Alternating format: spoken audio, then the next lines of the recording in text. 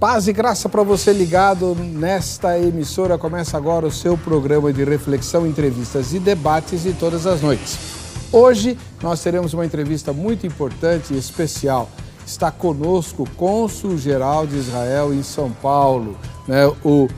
Eu chamo ele de professor, mas ele quer ser chamado de senhor Dori Garen, que é um visitante do Brasil desde a juventude. Você não vai acreditar, mas ele passou pela nossa terra e gastou um bom tempo aqui como hippie. Hoje é cônsul-geral, historiador, e vai conversar conosco a respeito dos contrastes que existem entre o Israel da Bíblia e o Israel moderno, né? E como fazem os peregrinos cristãos brasileiros que vão para o Israel moderno em busca do Israel bíblico. O que é que eles encontram lá?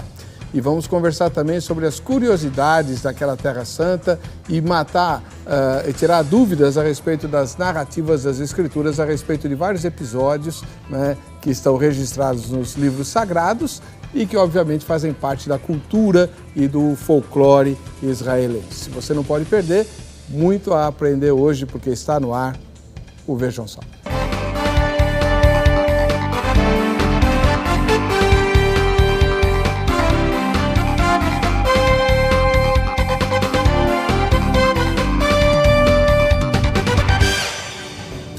Olá! É com alegria que, em nome da Academia Teológica da Graça de Deus, a Grade, começamos essa edição do programa Vejam Só. Tem um presente muito especial para você. Hoje, uma entrevista muito importante com o cônsul-geral de Israel em São Paulo, o senhor Dori Garen. Paz e graça, ou Shalom. Shalom. A pronúncia correta é Shalom. Sim, boa noite. Boa noite. Tudo bem com o senhor? Tudo bem, ótimo. O senhor nasceu em Jerusalém? Em Jerusalém mesmo, sim. E a primeira vez que o senhor esteve no Brasil, quanto tempo faz? A primeira vez que cheguei aqui, no ano 82, como mochileiro. Uma viagem que hoje em dia tem muitos jovens israelenses que fazem, que praticamente é parte da idiosincrásia dos jovens israelenses, depois de ter terminado o serviço militar, que dura 3 anos, obrigatório para homens e 2 anos para mulheres. Os jovens estão muito cansados. Então, eles têm que tomar decisão e não sabem o que fazer na vida. E antes de voltar, fazer esforços, estudar na universidade, eles querem viver, querem liberdade, querem aventura. Aventura. Então, viagem. E se hoje em dia, Morro de São Paulo, Jericoacoara, Ilha de Mel, Ilha Grande, tem milhares e milhares e milhares de israelenses. Mas naquela época, esse fenômeno apenas começou. Eu viajei depois de ter terminado a universidade já, a faculdade. Então, tinha idade pouco maior, já tinha 25 anos na época. E viajava 2 anos na América Central, América do Sul, Estados Unidos. E só no Brasil viajava quase 1 ano. Naquela época, como hippie, fazendo brincos. Até vendi na Praça da República meus brincos. Aqui do lado? Aqui do lado, sim. Que legal. Mas a maioria da minha viagem na praias brasileiras, Nordeste, Rio Amazônia. O senhor navegou pelo Rio Amazonas 2 vezes, é isso? Não, naveguei da fronteira colombiana até Manaus, um barco pequeno que tinha 20 redes, uma experiência muito legal. E depois, desde Manaus a Belém, não achei um barco assim pequeno. Então, viajava um barco que talvez existe ainda hoje. Naquela época se chamou o Barco do Governo, que tinha 1.500 redes. 1.500 lugares. 1.500 redes lá e 4 dias viagem até Manaus. E o senhor na rede? A verdade, acho que em toda viagem, a época que mais vendia brincos. Ah, é? Terminei essa viagem com muito dinheiro para um hippie. Porque a pessoa não tinha nada que fazer, então tinha uma pequena, como se chama, cantina, e todo mundo, eu ficava lá o dia inteiro fazendo brincos, e as mulheres lá, que não tinham nada que fazer, compravam os brincos. Olhavam esse gringo fazendo brincos e compravam brincos. Quanto tempo o senhor fez essa viagem? Quase 2 anos de viagem. 2 anos? Sim. Em Brasil, quase 1 ano. E o restante do tempo na América do Sul, né? E Central. E foi nessa época que o senhor aprendeu português? Português e espanhol. Era continente diferente, com dictaduras militares. Tinha bastante problemas, fiquei preso em Chile.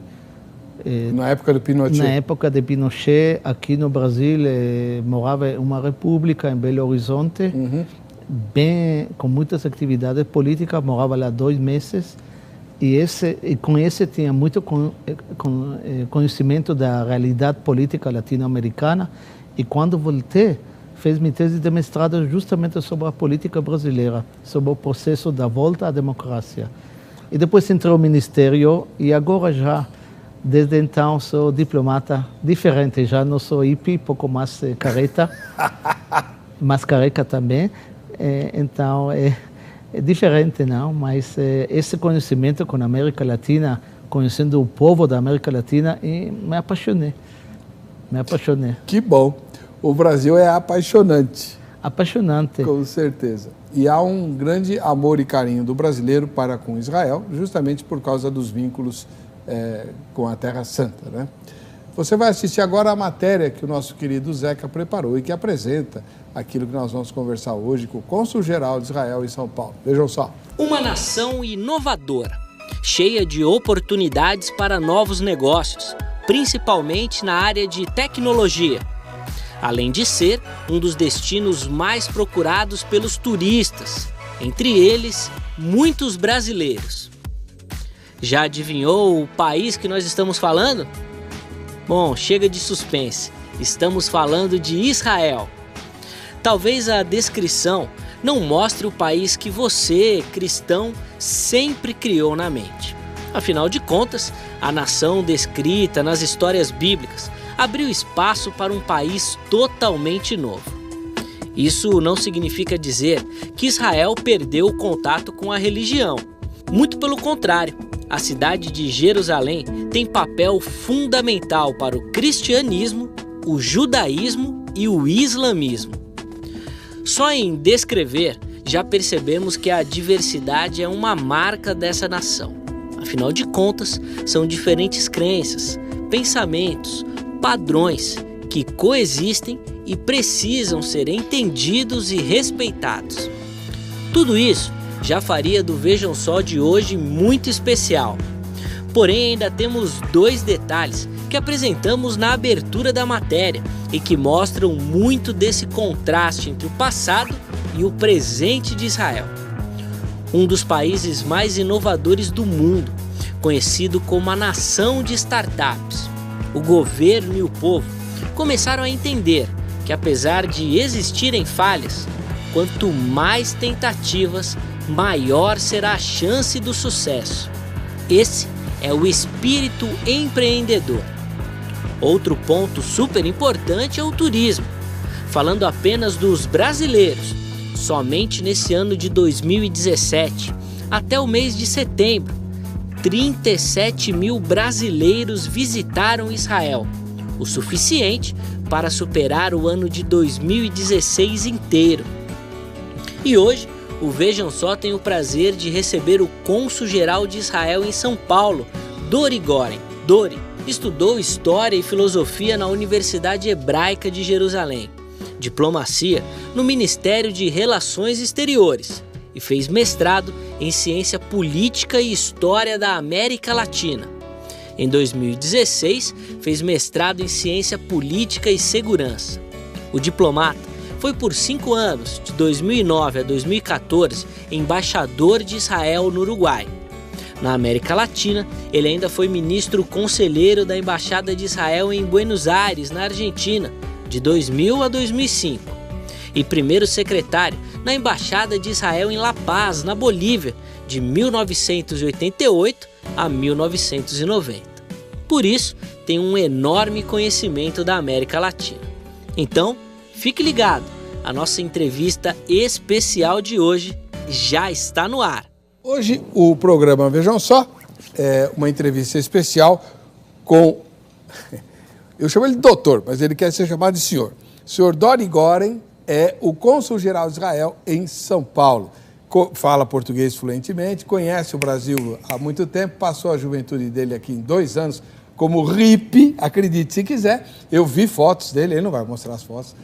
Uma que ele tem lá na Bahia. É na Bahia que o senhor estava, né?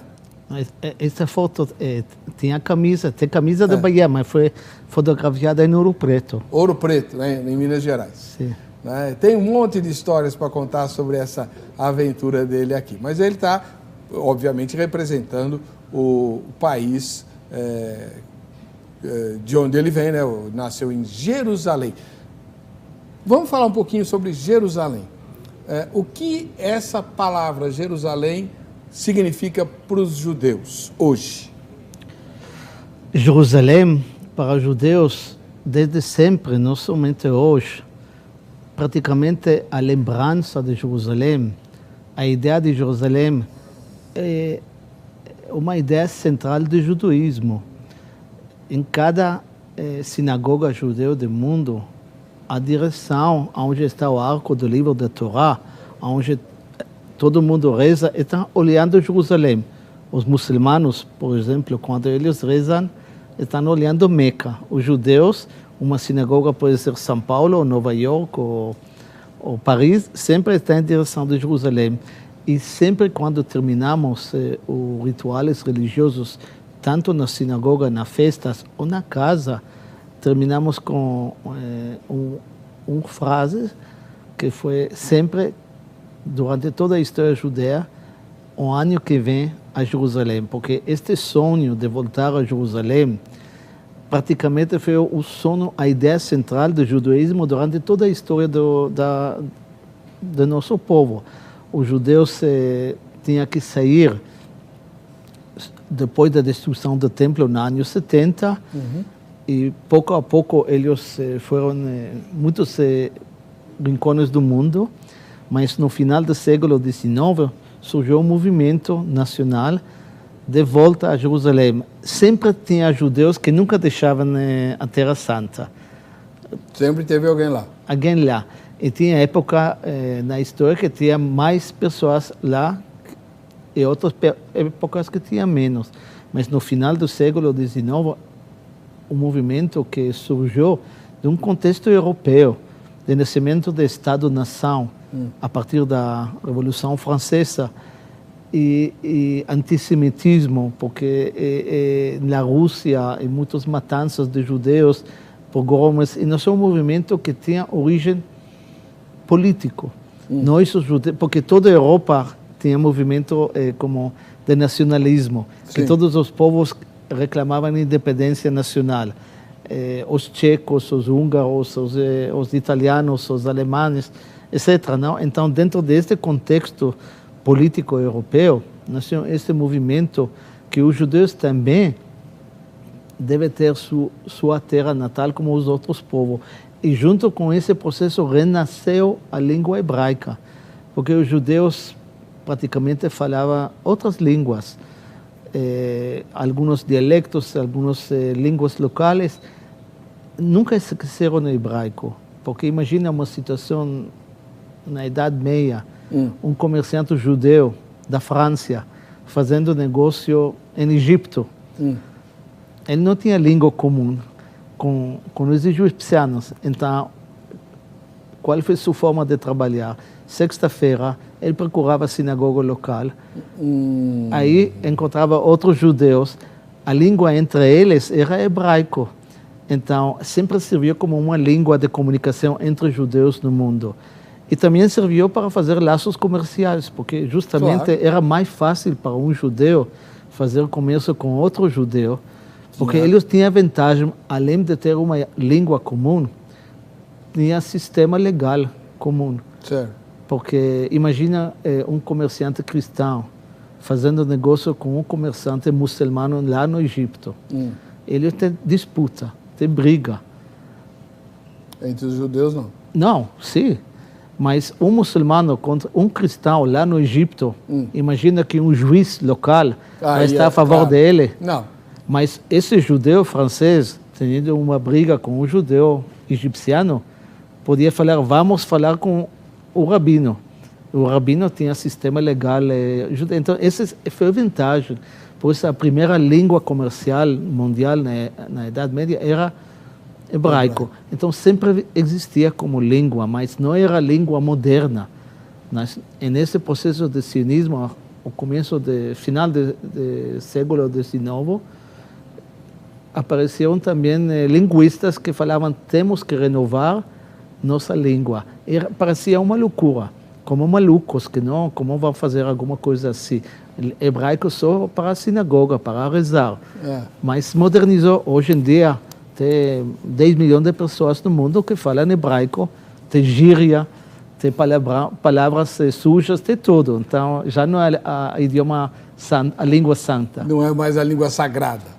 Também é língua sagrada, mas é uma língua bem moderna. Depois a gente tem mais perguntas para fazer para o senhor sobre isso, mas antes deixa eu mostrar o que nós vamos sortear hoje em nome da Agrade. Qual câmera mostra? Faça-se a água, né? A solução de Israel para um mundo com sede de água. Todo mundo sabe, desde os tempos bíblicos, Israel tinha dificuldade de encontrar água, não era a coisa mais farta que existia lá. E esse livro conta qual história?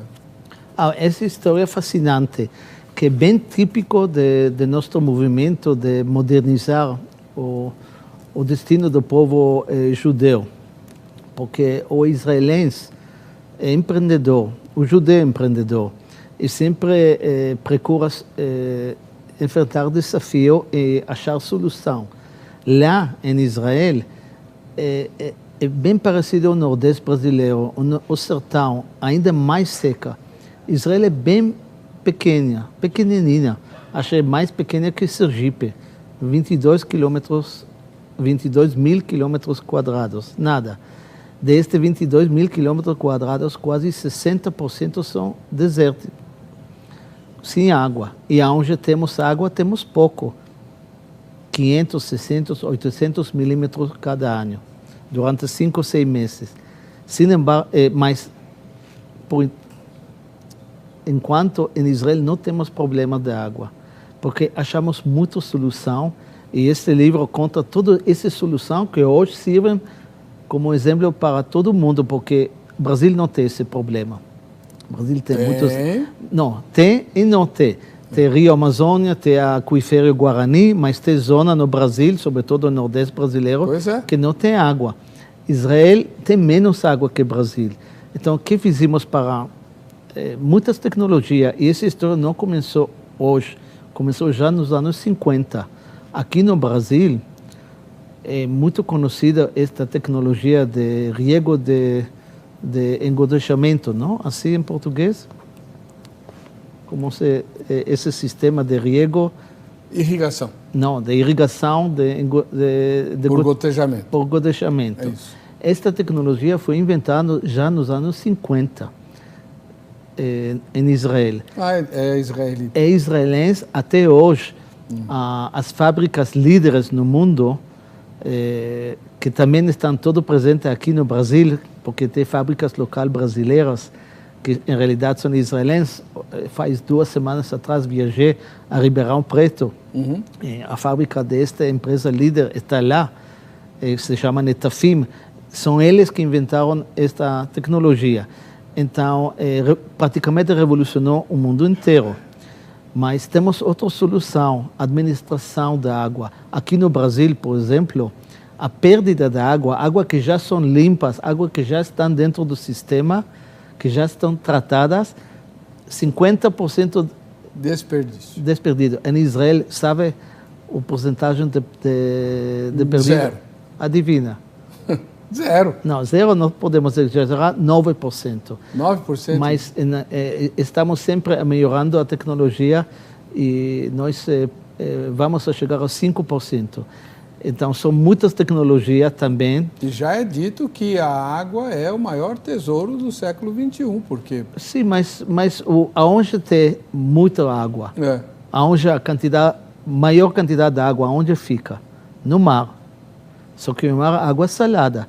Então, Israel inventou várias tecnologias também já desde os anos 50, 60. Mas muito caras, né? Não.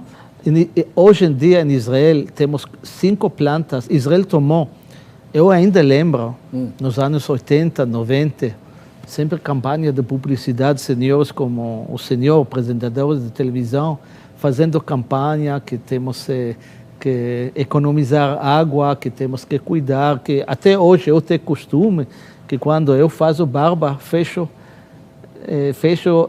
como se chama, a chave, e depois abre, porque não deixa correr. Claro. Então, acho que no Brasil não tem esse costume, porque não deveria. Precisa. Deveria. Então, o governo tomou uma decisão estratégica de não depender de toda essa campanha e não depender da chuva, porque o mundo está cada vez mais seco. Temos cada vez menos água, também no Israel. Então, fizeram com tecnologia israelense plantas de dessalinização. E hoje em dia, as maiores plantas no mundo estão em Israel. E é tecnologia que exportamos e também pretendemos exportar para o Brasil. Maravilha. Faz uma semana passada, em Ceará, justamente anunciava na imprensa brasileira que eles compraram 6 unidades, essas unidades pequenas, não são grandes, que servem para um povo, para uma cidade pequena de dessalinização. E o custo é muito econômico. Olha que legal. É muito econômico, é bem barato, competitivo. Resolver o problema da água é uma das coisas mais importantes para o século XXI. Quem é que vai concorrer ao sorteio do livro? Deixa eu mostrar o livro de novo. Faça-se a Água, obviamente fazendo uma paráfrase com o Faça-se a Luz, lá de Gênesis capítulo 1, está aqui. A solução de Israel para um mundo com sede de água. Para você concorrer a esse livro, você vota na enquete. A enquete é muito simples, está lá na página do programa na internet. Vejam só.com.br, que tem a seguinte pergunta. Vamos lá. Você já esteve em Israel? Sim. Não é meu caso, né? A minha resposta é essa segunda. Não, mas pretendo ir. Quem sabe o cônsul me convida. Terceira resposta. É meu caso. Não, e não pretendo ir, não é o meu caso. O meu caso é o segundo. E mais nenhuma das anteriores. Você já esteve em Israel? Né? Quem é que não quer ir para Israel? Fala a verdade.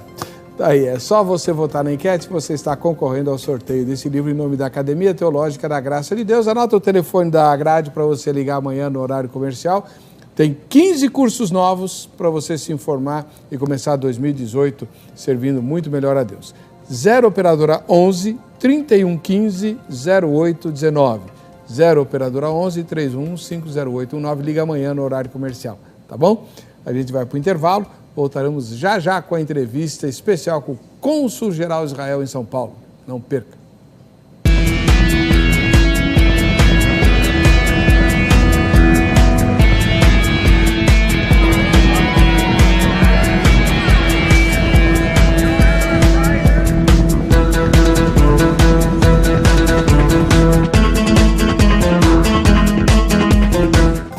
Seu programa favorito. Agora você pode escolher a que horas quer assistir os conteúdos da HIT.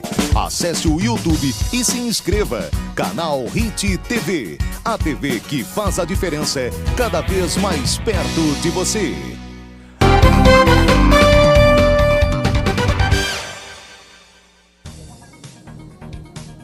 Estamos de volta com o programa Vejam Só, hoje falando de Israel, contraste entre Israel histórico e Israel moderno. Você está vendo aí, olha só, imagens obviamente contemporâneas do Mar da Galileia, que tem tantas histórias a respeito de Jesus, dos apóstolos, dos discípulos, e um monte de coisa, Mar Morto, tá aí. Hoje nós recebemos a visita do cônsul-geral de Israel aqui em São Paulo, e estamos conversando a respeito dos contrastes entre o Israel bíblico e o Israel moderno. Já deu para ouvir bastante coisa a respeito desse assunto. Só que eu queria mostrar também aqueles que assistem ao programa. Afinal de contas, está chegando, em dezembro, teremos o nosso sorteio, né? Quem assiste ao Vejam Só, se você não fez a foto, ainda faça. O que é que você tem que fazer? Faz a fotografia com todo mundo que assiste ao programa na sua companhia e posta no facebook.com/programa Programa Vejam Só. Esse é o endereço, tá? facebook.com/Programa Vejam Só. Vamos ver as fotos que nos enviaram. A primeira vem da capital de São Paulo, é do Anivaldo Ferreira.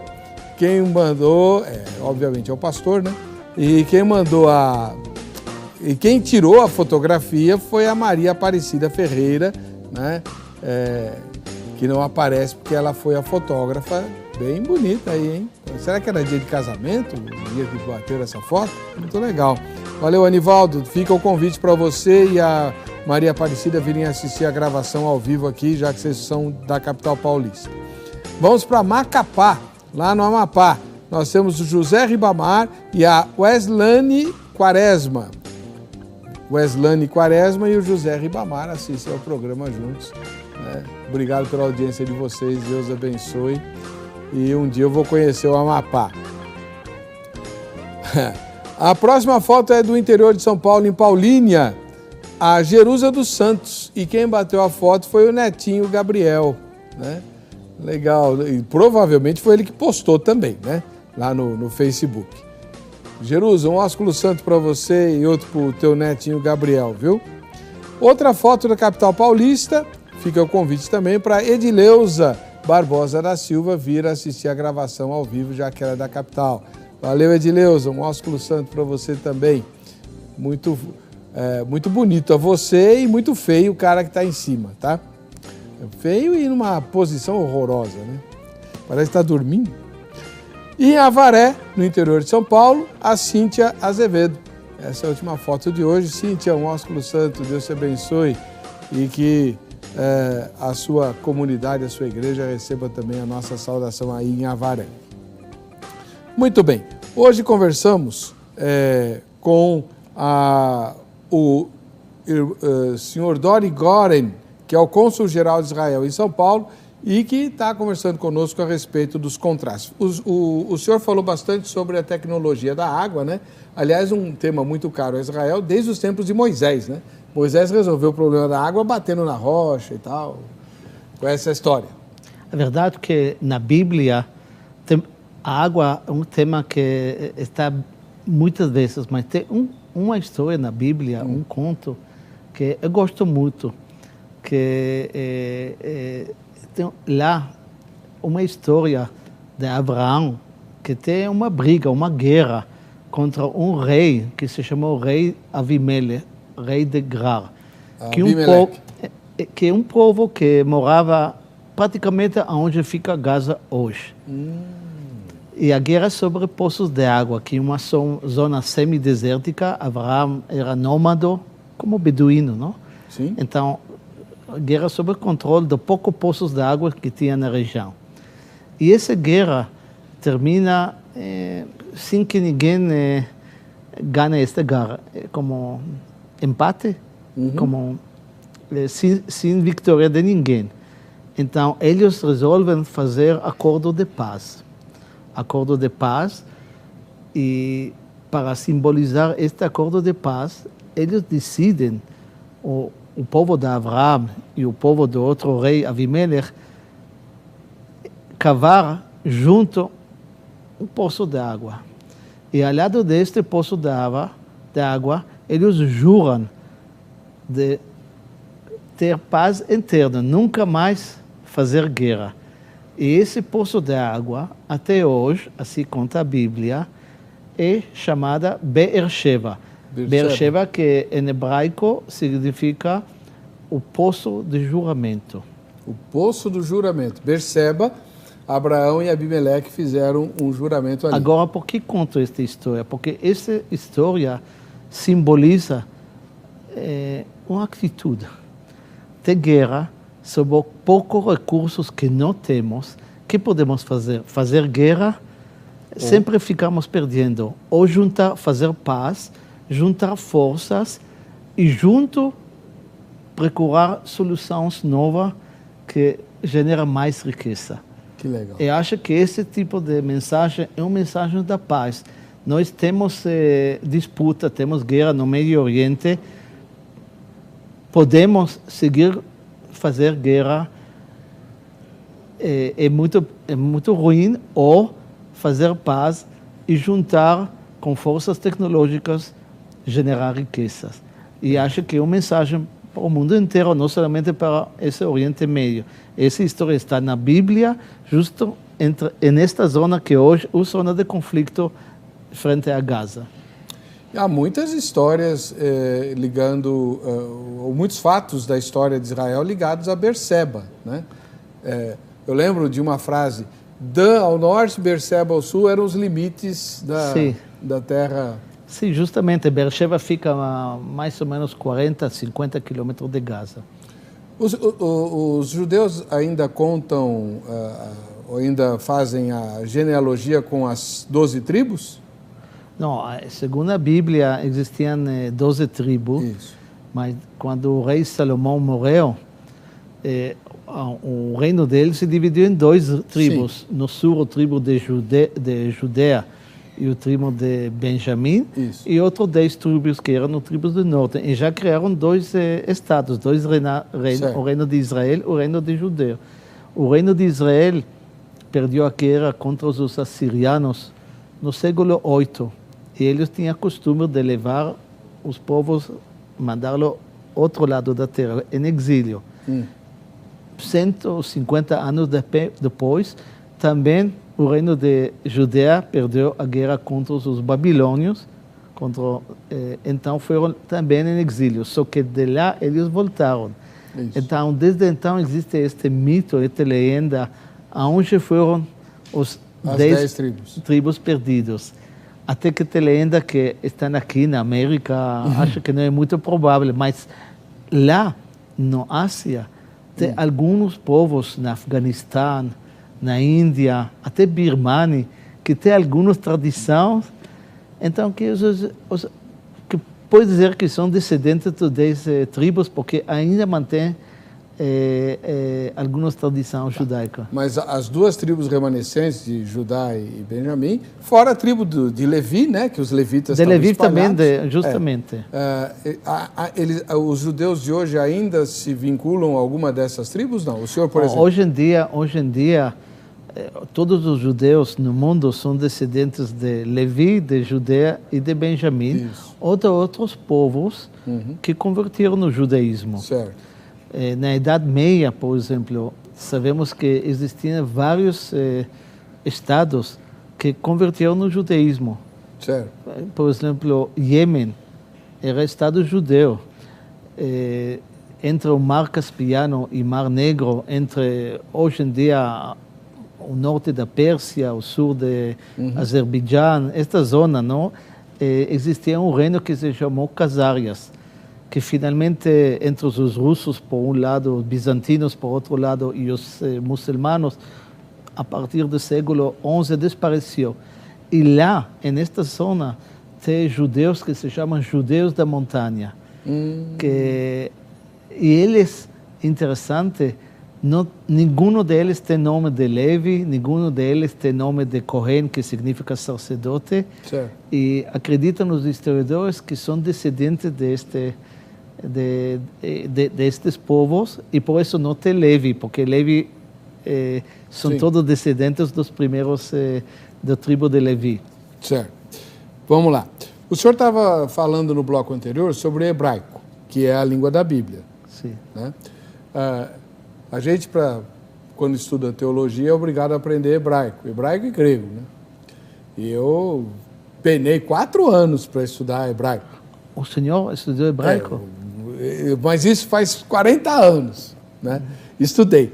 E o que eu queria perguntar para o senhor, o hebraico moderno é o massorético, usa os sinais massoréticos embaixo das letras, ou é só as consoantes como era antigamente? Não, já aprendemos com com sinais, mas depois já sabemos ler sem esses sinais. Sem os sinais? Sim.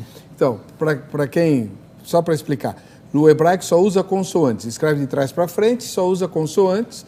Então, por exemplo, a palavra coisa, você escreveria C e S, certo? Agora, CS pode ser casa também. Como é que sabe o que é, né? Se é coisa ou se é casa? Justamente, já de costume.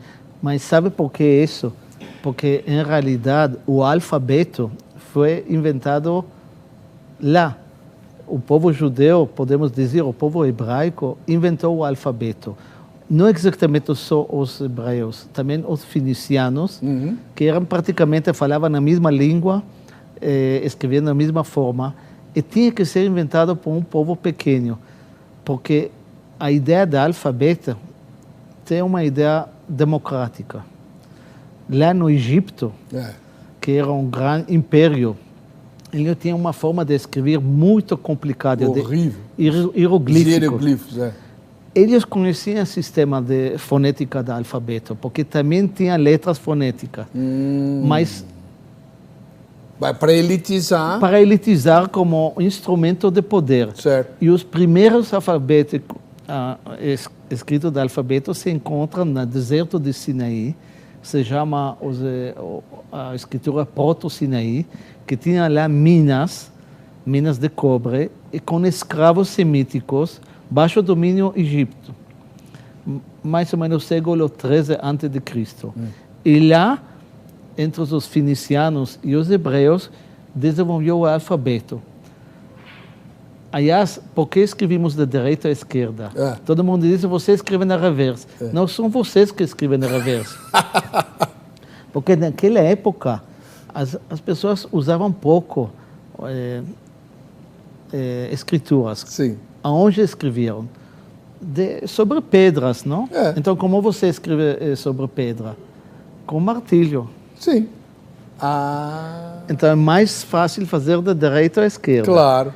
Depois, os fenicianos, que praticamente eram irmãos, mas eram também navegantes, eles levaram esse sistema de alfabeto e distribuíram todo esse alfabeto no Mediterrâneo. E os gregos aprenderam deles, sim, mas a palavra alfa, beta, gama, todas essas palavras, cada uma representa uma palavra em hebraico. Aleph representa a palavra touro. Touro, que tem dois cornos, certo, é a palavra a letra A. Se você faz esses dois cornos ao revés, é A. Isso. E B, casa. Bait, em hebraico. E C, Aleph, Bet, Gimel, camelho. Então, é alguma coisa assim, como... a corcova do camelo. Corcova de camelo, dele, porta, etc. Em hebraico, cada palavra tem significativo em hebraico. O que eu mais gosto é o Dalet. Então, a ideia, por que os escravos? Porque tem que ser povo com espírito democrático. Não é este Egito que era tão hierárquico. Porque aprenderam a escrever lá no Egito, só as pessoas importantes, e demorou a vida inteira. Alfabeto, 22 letras em hebraico, todo menino pode aprender em um ano. Por exemplo, os chineses, até o século XX, os japoneses também, não tinham alfabeto. Só oral? Só aqueles... imagem. Por que não mudar? Ideogramas. O povo coreano, já no século XII ou XIII, optou mudar esse sistema para um sistema mais fácil, mas os chineses não queriam deixar o povo que todo mundo saiba escrever, porque é mais fácil dominar gente que são ignorante. Agora, uma pergunta. O senhor mencionou o Egito, tudo. Eu tenho uma curiosidade. Eu nunca fui a Israel, não conheço a Terra Santa, mas o Sinai, o Monte Sinai, o lugar tão importante para a Bíblia e para a história de Israel, não fica em Israel. Não fica em Israel porque, mesmo na Bíblia, a ideia não era ficar no deserto de Sinai. A ideia era entrar à terra de Canaã. Então, nunca foi parte de Israel também na época da história de rei Davi, de rei Salomão. Em realidade, a terra de Israel histórica só chegou até Beersheba, porque o resto já foi deserto. Certo. E agora, o senhor já esteve no Sinai? Eu, no meu juventude, era guia. Trabalhava aí, levando grupos aí, fazendo trekking. O senhor, porque o Sinai, na verdade, é uma cordilheira, né? São várias montanhas, é isso? São muitas montanhas, muito bonitos. O senhor acredita que o Sinai da Bíblia é aquele onde está lá o mosteiro ou deve ser outro lugar? Não, sem dúvida. Quando você caminha e vê essas montanhas, e quando eu era jovem, justamente com a Bíblia, você pode ver que eles conheciam essa realidade, essa natureza, esse tipo de vegetação. É lá mesmo. É lá mesmo. Agora, aonde fica o Monte Sinaí, aí não sabemos exatamente. Tem lá um Monte Sinaí, lá tem um monastério até hoje, que na época cristã, século IV, eles falavam esse é Monte Sinaí. Mas esse não sabemos se é realmente lá o Monte Sinaí. Os arqueólogos até hoje procuram aonde foi, mas a zona lá do Monte Sinaí, a montanha lá são mais altas, quase 3.000 metros. 3.000 metros? Quase. Barbaridade. É bem bonito lá no meio do deserto, essa montanha de granito, que inverno até tem neve lá. Tem neve no inverno. Mas nunca foi um vulcão ali? Nunca foi o quê? Vulcão, uma montanha que espelha não, fogo. Em realidade, todo Israel é uma área geográfica que tem sensibilidade seismográfica. Porque tem uma falha. Uma faixa pela teoria de movimentos das placas. Tem duas placas. Certo. O Vale de Jordânia são separação entre duas placas. Cada ano se abre 2 centímetros. 2 centímetros por ano? Sim, sim. Então, daqui, não sei quantos milhões de anos, entre Israel e Jordânia, vamos a ter um mar. Então, justamente o Vale de Jordânia, o Mar Morto, uma falha geográfica, e sempre tem movimentos de terremotos. Não é Japão, não é Chile, não tanto, mas temos terremotos e também tivemos vulcão. Mas hoje não temos vulcões que são ativos. Tá certo. Falando um pouquinho do Israel da Bíblia, né? Qual é o lugar que o senhor mais gosta, na época que o senhor era guia e tal, de levar o pessoal para ver? É difícil. É difícil responder esta pergunta. Quando eu trabalhava como guia final dos anos 70, 80, ainda toda a zona de Judeia e Samaria, os camponeses lá conservavam a tradição bíblica de cultivar a terra. Ou seja, realmente fazer passeios lá entre as montanhas era como viagem como na época bíblica, com a mesma tradição, agricultura, a mesma tecnologias da Bíblia. Então, hoje em dia já todo modernizaram. É difícil ver esse tipo de práticas agrícolas daquela época, mas cada um é produto de seu ambiente de infância. Meu ambiente é esse tipo de vegetação que chamamos vegetação mediterrânea. Olivos, carvalhos, pinos, terra semiárida, que lá eu sinto bem feliz. Quando cheguei aqui na América Latina, vi esse tipo de vegetação em Chile, lá na zona de Santiago, Valparaíso, é bem parecida, ou Califórnia. Então lá me sinto mais em casa. Gosto muito a selva amazônica, as montanhas, a floresta lá em Patagônia, mas em casa me sinto entre olivos e entre uvas, porque é esse tipo de vegetação que eu gosto. Qual que é a importância, cônsul, do turismo bíblico para a economia de Israel hoje? O turismo é muito importante, turismo de peregrinos, tanto católicos como protestantes, como evangélicos. Lá mostravam vocês que este ano, que ainda não terminou, tinha 37 mil, mas acho que este ano vamos chegar já a mais de 50, e no ano pico de turismo brasileiro tinha 60 mil turistas. Acho que tem que ver com a crise aqui no Brasil, desde 2014, que diminuiu.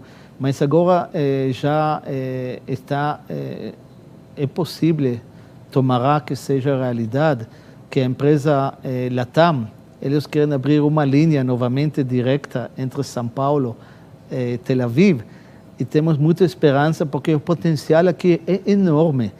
Mesmo 60 mil turistas é pouco.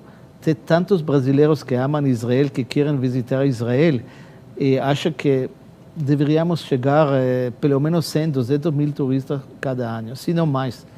Bom, essa é uma das tarefas que o senhor tem aqui no Brasil, né? Justamente porque queremos, sentimos tanto amor, sobretudo quando estamos com os evangélicos por este Israel, que realmente sentimos muito honrados, com muito agradecimento a todos os povos de igrejas evangélicas aqui no Brasil. Por exemplo, na Marcha de Jesus, 15 de junho, tinha 2, 3 milhões de pessoas na rua e milhares bandeiras de Israel. Sim. Milhares bandeiras de Israel. Então, é uma mostra de amor do povo evangélico a Israel. Sim. Então, estamos com agradecimento, com muito agradecimento. Com certeza absoluta. Uma coisa, Cônsul, a gente, quando lê os evangelhos, a história de Jesus, como eu disse para o senhor, eu nunca estive lá, né? Então, não sei, a gente fica só imaginando. Como é que Jesus conseguia falar com uma multidão tão grande, ou mesmo Moisés, durante a peregrinação, como ele conseguia falar com uma multidão tão grande e todos ouviam, quando hoje você tem uma igreja, às vezes, com 200 pessoas e precisa de microfone, aparelho de som e tudo? Então, nós podemos ter 2 tipos de resposta. A primeira, que foi um milagre, que todo mundo ouviu, não? E a segunda, que pode ser que a multidão que a Bíblia fala não eram 30 mil pessoas, pode ser que eram 300. Porque é difícil que todo mundo escuta de tanta distância. Mas quando você está lá, no Monte de Beatitude, perto do Mar de Galileu... O Monte das Bem-aventuranças. Do sermão, sim, justamente. Então, é incrível ver esse tipo de... as palavras de Jesus com esse tipo de imagem. Tem outro significativo. Uma experiência que eu acho que... Tem que ir lá e ver. Tem que ir lá e ver. E o Jardim das Oliveiras, existe? Existe lá, tem os olivos mais antigos no mundo. Não diga, verdade? Sim. Tem lá, é difícil com olivo saber a idade, porque o olivo, quando é mais velho, adentro não tem nada, como diz a palavra. Não, com árvores, nós podemos calcular a idade dele por anelo, não? Mas certo. O olivo fica adentro vazio quando é velho. Então, é difícil calcular. Mas tem lá olivos que calculam que tem mais de 1000 anos. Então, ou 1200, não chega na época de Jesus, as guias turísticas muitas vezes falam sobre isso, mas o olivo tem também tendência, quando o árvore morre, cresce um novo árvore das raízes do velho árvore. Então, bem possível que esses olivos que estão lá têm raízes que já da época de Jesus. E são árvores incríveis, porque o olivo, como o povo de Israel, não é uma árvore aí da selva amazônica bem grande, é um árvore que tem que lutar, que procurar o caminho para sobreviver, mas o resultado final, o árvore com muita resistência e com muita força, é bem bonito. Bom, e quem que não gosta do fruto da oliveira, né? A azeitona, uma delícia. Uma curiosidade que eu tenho, Cônsul, é possível dizer que o lugar onde Jesus foi crucificado é mesmo onde tem a igreja lá do Calvário? Eu não quero entrar nessa disputa, porque sei que os protestantes não aceitam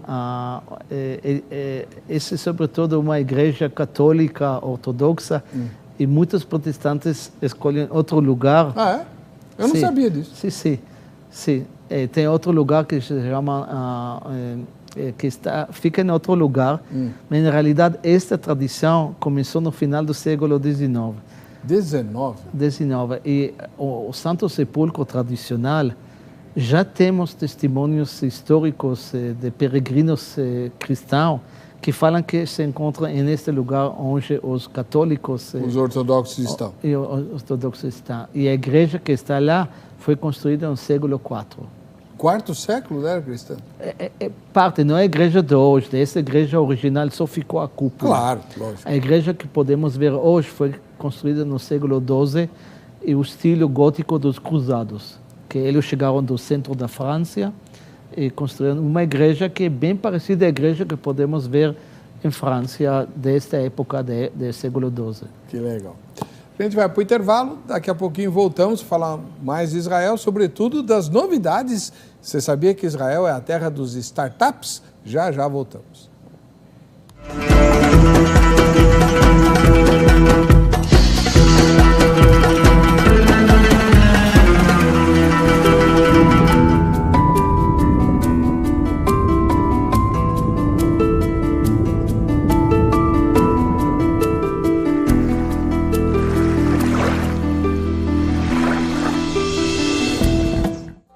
Seu programa favorito.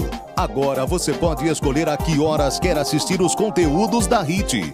Acesse o YouTube e se inscreva. Canal HIT TV. A TV que faz a diferença cada vez mais perto de você.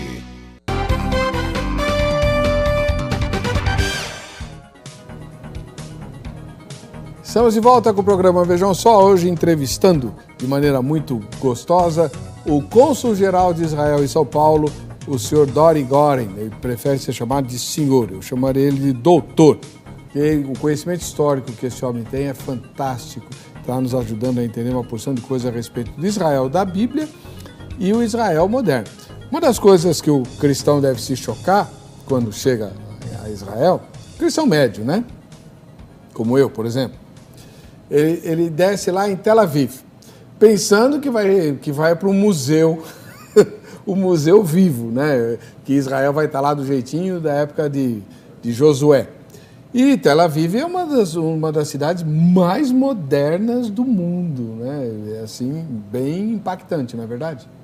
É verdade, porque Israel, é verdade que temos muitos vestígios históricos, cidades antigas, muito bonitas para visitar, mas essencialmente Israel é um país muito moderno, com muita tecnologia, como o Brasil.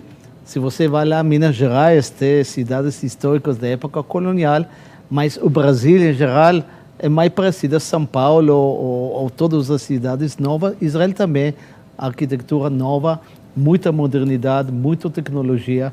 Tel Aviv é uma cidade que tem beira de mar fantástica, não tão bonita como Rio de Janeiro, por exemplo, mas é bem bonita, é bem praia, e todo mundo lá tem essa imagem, por exemplo, eu moro em um bairro em São Paulo que se chama Jardim, e lá no bairro tem também judeus ortodoxos, então eles estão lá na rua de Jardim, que de vez em quando podemos ver a eles, e os brasileiros imaginam, eles veem esses judeus com roupas pretas, com este chapéu bem raro, e acham que os judeus são todos assim. São todos assim. Em realidade, é um grupo bem pequeno no mundo judeu, muito conservadora, que tem tradição, que eles chegaram da Polônia, da Rússia, que a roupa da Rússia daquela época nem são como os judeus bíblicos.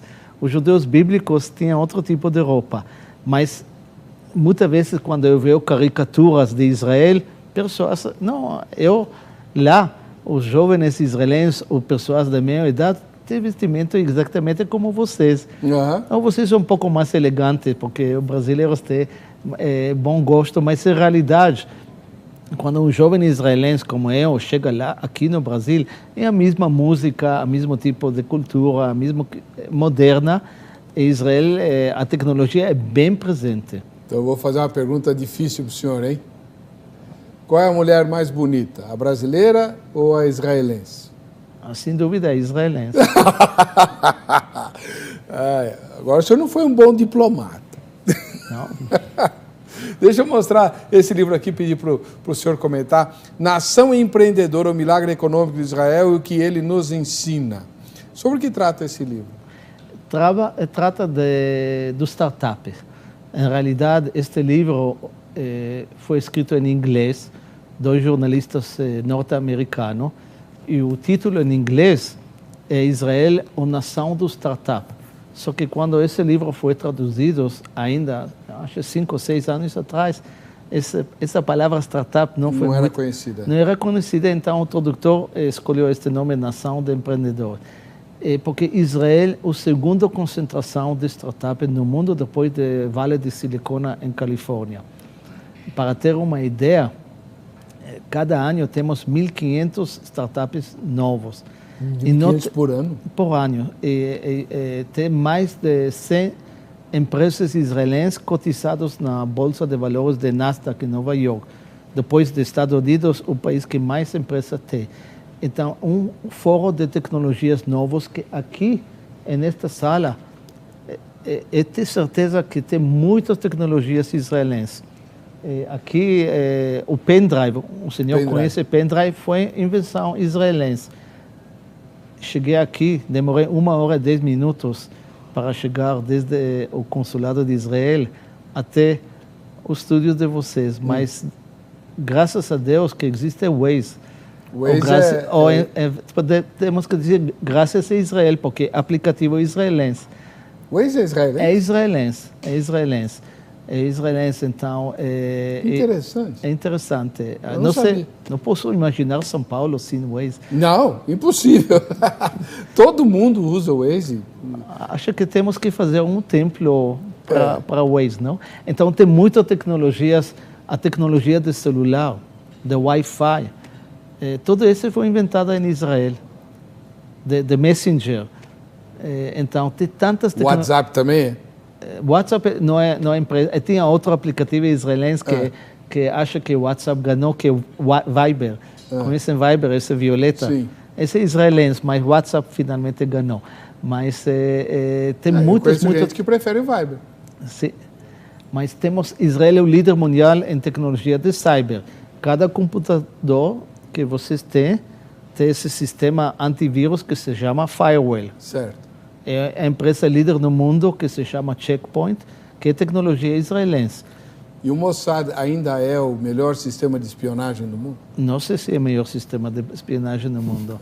É um bom sistema de espionagem, mas hoje em dia tem muita tecnologia justamente eletrônicas para fazer guerra ou para defender, que são Israel praticamente é líder mundial em tecnologia de água e também em tecnologia de internet, de cyber, e tudo isso é outra coisa que somos líderes. A melhor compra de empresa israelense na história, no ano passado, uma empresa israelense, Intel, comprou esta empresa por $15 bilhões. 15 bilhões de dólares. 15 bilhões de dólares? De dólares. A Intel comprou? Comprou esta empresa. Intel já investe em Israel desde 40 anos. 60% da atividade de desenvolvimento, de pesquisa de Intel está feita em Israel. Eles têm muitos centros de pesquisa lá, mas eles optaram, eles querem renovar uma empresa israelense que já não é startup. É uma empresa que existe já há 20 anos, com volume de venda de 700, 800 milhões de dólares cada ano, que não é pouca coisa. Não. Mas, sin embargo, pagar 15 bilhões por uma empresa que só vale 800 milhões, não é pouca coisa. Por quê? Porque agora vou falar dessa empresa que se chama Mobileye, que é sistema de câmeras que ajudam o condutor de carro a não fazer acidentes. É certo. Então, cada vez que você dorme, que você não faz atenção, que tem algum perigo, eles corrigem automaticamente.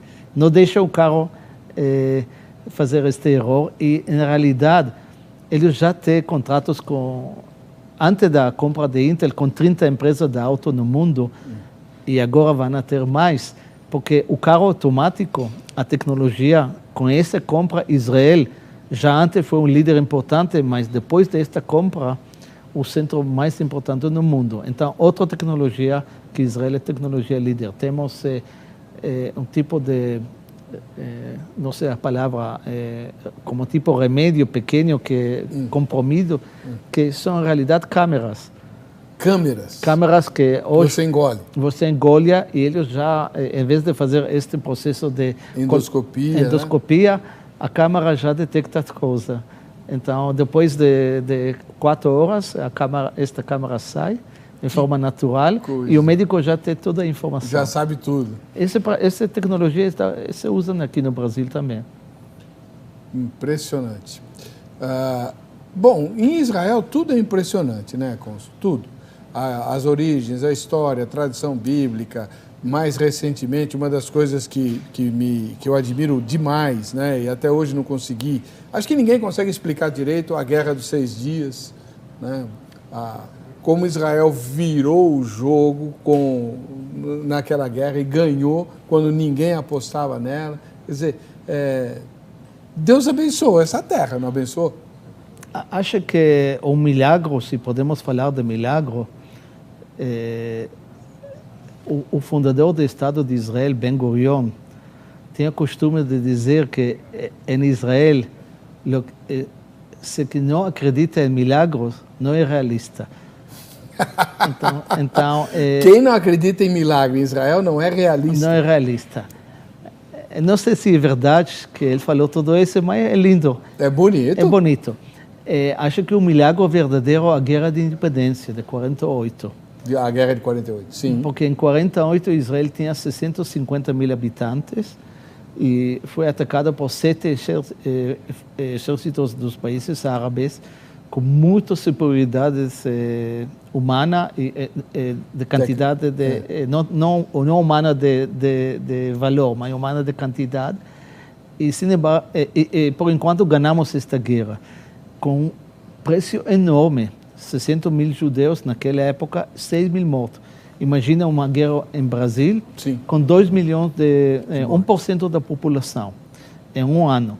Então, essa foi a guerra realmente contra toda a possibilidade. Os britânicos que tinham mandato antes da guerra não acreditavam, eles sempre falavam com os israelenses, se vocês vão ter independência, em pouco tempo os países vão destruir vocês. Vão destruir você.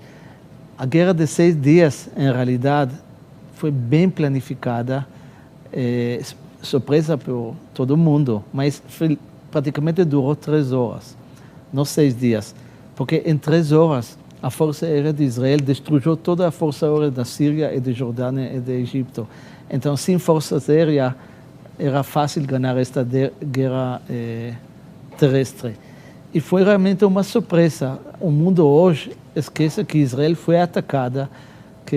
Esquece porque quer, né? É? Esquece porque quer, porque sabe. Justamente, porque acho às vezes que quando o povo judeu sofre, o povo judeu está perseguido, está bem, mas que o judeu ganha guerras, que o judeu é forte, que o judeu é realmente seguro de si mesmo, perturba, é problema.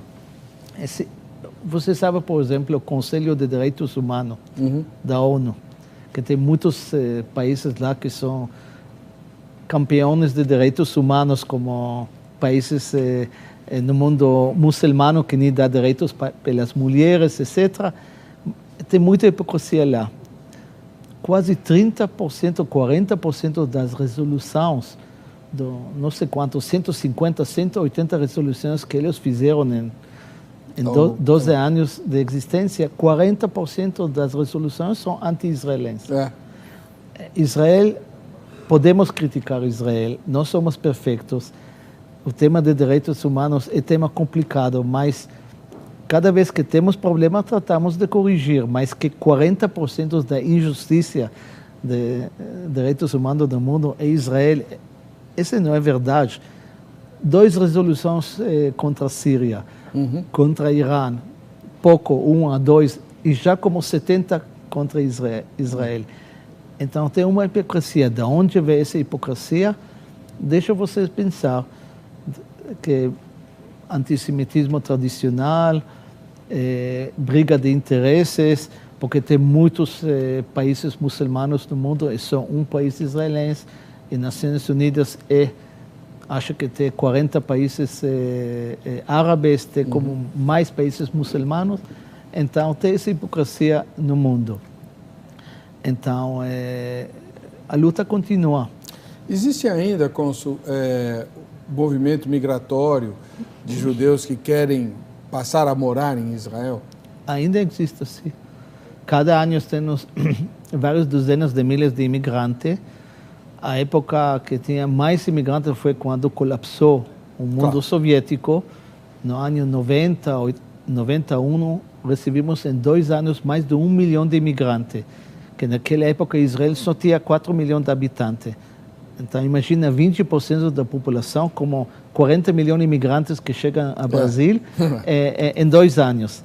Tá louco. Mas esse foi, finalmente, um dom. Esse foi bom para a economia israelense. A revolução tecnológica israelense, em grande parte, começou nessa época. Por necessidade. Por necessidade, porque chegaram lá muitos imigrantes, engenheiros, científicos, porque tivemos que achar soluções novas para ajudar a eles. O conceito de, como se chama, agora esqueci a palavra em português, incubadoras, que todo mundo hoje fala. É a invenção que fizemos nós em Israel para ajudar a todos esses imigrantes russos. Imagina um russo que chegaram lá, um científico brilhante, que durante a vida inteira dele, ele não podia fazer nada com a tecnologia que ele inventou, porque foi o mundo soviético comunista. Por fim, chega a Israel. Com liberdade. Com liberdade, sistema capitalista, aberto, mercado, mas ele não fala idioma, não entende nada de plano de negócios, como pedir préstamo no banco, que é a ideia de banco, não entendia nada. Então, criaram unidades bem pequenas em cada cidade que tinha imigrantes, um científico que podia assessorar, um advogado para registrar patente, para criar uma companhia, etc, etc. Então, economista que ajuda todo, e com esses sistemas pequenos de incubadoras, praticamente 40% dos startups viraram um negócio com muito êxito. Então, é interessante porque ter muito imigrante é bom para a economia. Então, Israel é uma das nações mais receptivas do mundo. Israel aceita as pessoas, recebe as pessoas bem. Como o Brasil. Brasil terra de imigrantes, Israel, já não tanto hoje, mas nos anos formativos brasileiros tem muitos imigrantes. E acho maravilhoso porque a diversidade é boa, porque tem mais ideia, tem mais mistura. Também as pessoas são mais bonitas, por isso os brasileiros são bonitos. Yeah. Israelenses também. Lá em Israel temos judeus que chegaram da Etiópia, são pretos. Como 200 mil judeus israelenses. Vocês foram buscar, né? É? Foi de lá que Israel buscou os judeus na fome, não foi? Porque não deixavam eles sair. Não deixavam eles sair. Um exemplo magnífico para o mundo. O povo lá morrendo de fome, Israel foi lá e buscou os judeus de lá. E da África. Da África, isso. Da África. Temos judeus da Índia. Temos judeus do mundo árabe, temos judeus da Polônia, da Rússia, então toda mistura de cores. Louros, eu fui louro uma vez, mas ainda tenho olhos azuis, mas louros, pretos, morenos, de todas as cores, de todas as fisionomias, porque não existe raça judeu. É uma cultura, uma civilização, mas de raça temos todas as raças. Que maravilha. E o senhor mencionou no bloco anterior, cônsul, que na Marcha para Jesus havia muitas bandeiras de Israel, né? De fato, o mundo cristão, sobretudo o mundo evangélico, ele é muito caracterizado por uma simpatia muito grande com Israel, não apenas nos Estados Unidos, onde isso começou, mas também aqui no Brasil, porque há um pensamento, uma forma de entender os eventos da Bíblia, do fim da Bíblia, né? De que o mundo vai terminar quando Jesus voltar e o Messias chegar, né? E Jesus vai voltar em Israel. O senhor sabia disso? Sim, sabia, já escutei falar. Então, aí, por isso os evangélicos que anseiam muito pela volta de Cristo, né, amam Israel, justamente porque sabem que é a terra do maior judeu de todos os tempos. É verdade, hoje em dia, Israel é uma realidade que ninguém podia acreditar 100 anos atrás. Ninguém. A maioria dos judeus do mundo estão lá já em Israel. E se por faixa de idade de menos de 40, já temos a comunidade tem mais judeus morando em Israel que nos Estados Unidos. Mas daqui 30, 40 anos, já 70%, 80%. Imagina o Estado de Israel em 48, 60 mil habitantes. Hoje em dia somos quase 9 milhões. Que beleza. É pouca coisa comparando com o Brasil, mas já 9 milhões é... Mas o Brasil tem 500 anos. Mas nós somos de 3 mil anos. Não, mas na terra lá, não. Entendeu? Vocês nasceram em 48. Como Estado moderno. Exato. Começou com quantas pessoas? 60 mil. 60 mil, agora tem 9 milhões. Sim. Né? 20%, 1,5 milhão são árabes, que são cidadãos israelenses. Ou seja, que a população de Israel são praticamente 7 milhões judeus e 1,5 milhão árabes. Uma vez eu li num livro, O Refúgio Secreto. É a história de uma família que protegia judeus durante a guerra, né? Escondia os judeus da polícia alemã. Na verdade, acho que era da Polônia, num quartinho secreto chamado Refúgio Secreto. E o dono da casa falava assim: Israel é a menina dos olhos de Deus, né? A íris de Deus é a nação de Israel. E é mesmo.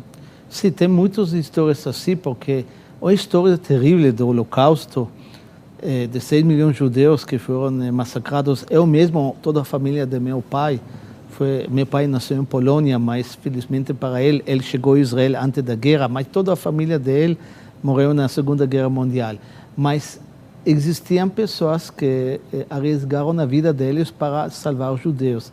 E Israel é muito agradecida. Lá em Israel tem um centro de memória, que é o Museu do Holocausto mais importante do mundo, que se chama Yad Vashem. E eles sempre procuram testemunhos de pessoas não judeus que salvaram judeus e chamam estas pessoas os justos entre as nações. Entre eles também temos 2 brasileiros. 2 brasileiros, na verdade, esta noite, eu vou sair daqui, espero não chegar tarde, ter um pré-externo de um filme que foi feito sobre um embaixador brasileiro que lá em Paris, durante a guerra, que deu vistos e salvou muitos judeus para poder sair do Brasil. Que legal. Então, esse filme foi homenagem a ele. Mas tinha outro que realmente arriscaram sua vida. Em minha carreira diplomática, não tanto aqui em Brasil, mas eu também trabalhava na embaixada em Paris, nos anos 90. E lá em Paris, naquela época, não sei os números hoje, porque muitos deles já morreram e os testemunhos chegam depois da morte deles. Então, entregam a diploma, a medalha para os filhos, para os netos. Mas em França, nos anos 90, já tinha mais de 1.100 franceses que receberam esta medalha. Imagino que hoje descobrem cada vez menos, mas ainda descobrimos a história. Gente que se arriscou para salvar a vida dos... O mais famoso é Schindler. Schindler tinha outro muito famoso, Raoul Wallenberg, que era diplomata sueco, que enviaram ele a Budapeste, porque a Hungria tinha 800 mil judeus. E a maioria deles morreram nos últimos 3 meses da guerra. Eles já sabiam que estão perdendo a guerra. Então, os americanos já estavam lá na Normandia e mandaram nos últimos meses da guerra quase todos os judeus da Hungria, 400 mil judeus húngaros, mas 100 mil judeus húngaros foram salvados, em grande parte graças a esse senhor sueco, Raoul Wallenberg, que comprou muitas casas em Budapeste e declarou prédios da Embaixada da Hungria em... Ele morreu, justamente. Por causa disso, né? Não, no caso disso, depois da guerra, os russos chegaram e prenderam ele como prisioneiros e ninguém sabe o destino dele. Bom, Deus sabe e vai recompensar. Infelizmente, o nosso tempo acabou, a gente até estourou o bloco. Quero agradecer a Dori Goren, o cônsul-geral de Israel em São Paulo. Muito obrigado pela presença do senhor, foi muito gostosa a entrevista. Que Deus o abençoe e ilumine seu caminho. Muito obrigado.